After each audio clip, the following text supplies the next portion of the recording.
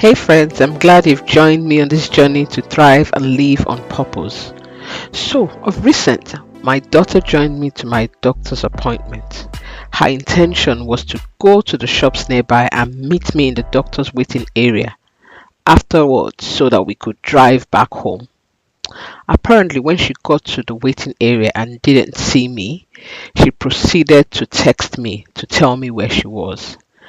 And an elderly lady in the waiting area decided to have a go at her to ask her why teenagers are always on their phone.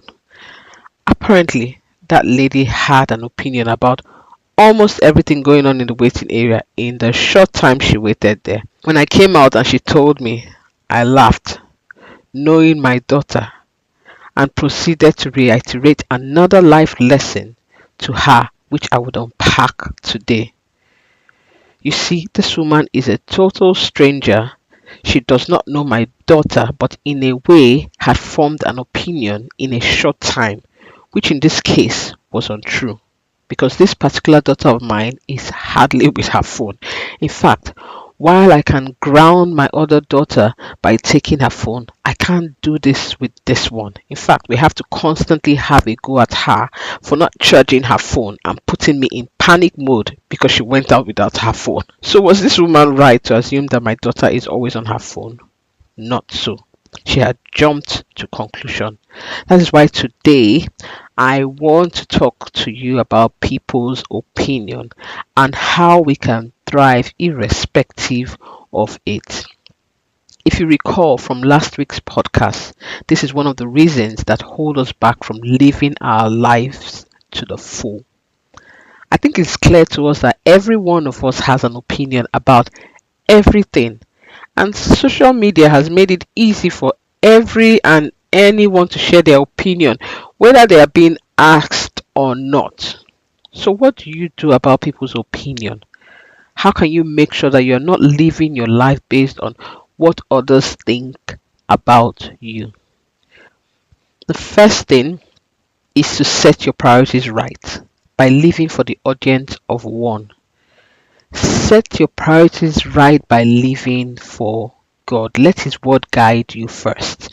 When His word is guiding you, you will not be tossed to and fro by every other person's opinion. People will always have something to say, even when you feel you're doing things right. Living for the audience of the one who created the whole universe, makes life less complicated, especially in an era where everyone can be easily judged and misunderstood. You see, when you live to please God, you know what is expected of you and what values to be guided by. You wouldn't do things contrary to what God expects of you, even if you have to make an unpopular decision.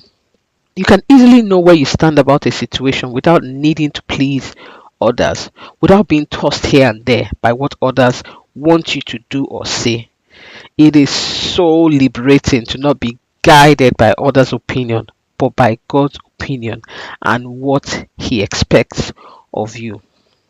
The next point is to know whose opinion matters to you. You see, we've talked about living for the audience of one.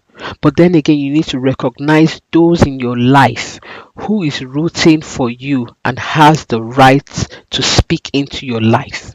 Because we are wired for human connection, you know. So who are you doing life with? Not necessarily your friends or mates, but also people more advanced than you that have your best interest at heart.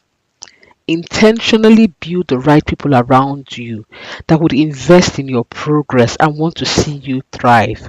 People who can be sincere with you to ask you key questions that will cause you to think in the right direction. People who will be genuine with you, whose opinion you can take on board.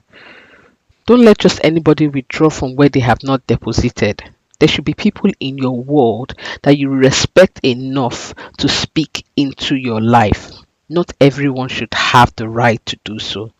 So guide your heart jealously in that aspect. Now, the third point I want you to know is that not everyone will like you or agree with you, and that's okay. This is key to settling your heart. Even the most loved person has enemies, and the most notorious people have friends who share the same cause with them. So don't judge yourself and what you do based on how many people like you or liked your social media post. We have a perfect example in Jesus. With all the miracles he performed and the rights he did for the world, he still had haters who crucified him eventually. It can be a hard pill to swallow, especially if you're a people pleaser, but it is a truth that will set you free and keep you thriving. Another point to make is that it is common to see that something someone says bothers you. Of course, we're humans, and we might first be bothered by others' negative opinion, but we need to nip it in the bud so it loses its power to affect us. How can you do this? By analyzing the situation. First, who said it? How well does this person know you? Does the person have the full story or just being judgmental? Analyze it without taking it personal. Remember the third point I made, not everyone will like you. So be curious as to why that person's opinion really hurts you. Is it the people pleasing traits that is making you hot or something else? Then, like I have taught you in my previous podcast, take that thought to court.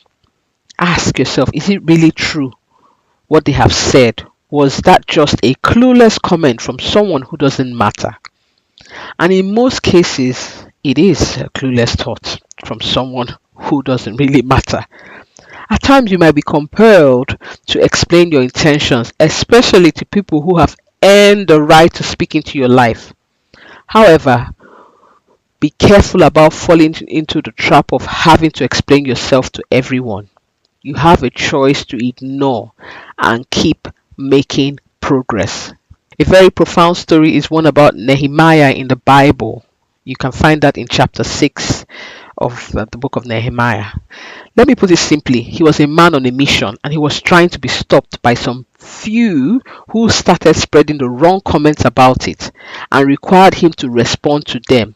Nehemiah chose to ignore so as not to distract himself from his mission, and he said these words in Nehemiah chapter 6 verse 9. They were just trying to intimidate us, imagining that they could discourage us and stop the work. So I continued the work with even greater determination. Wow. And in verse 15 of that chapter, he wrote that his mission was accomplished. So, my friends, stick to your motive and intention and do not be distracted by opinions that do not matter. Live your life for the audience of one and keep winning, thriving, and shining. God bless.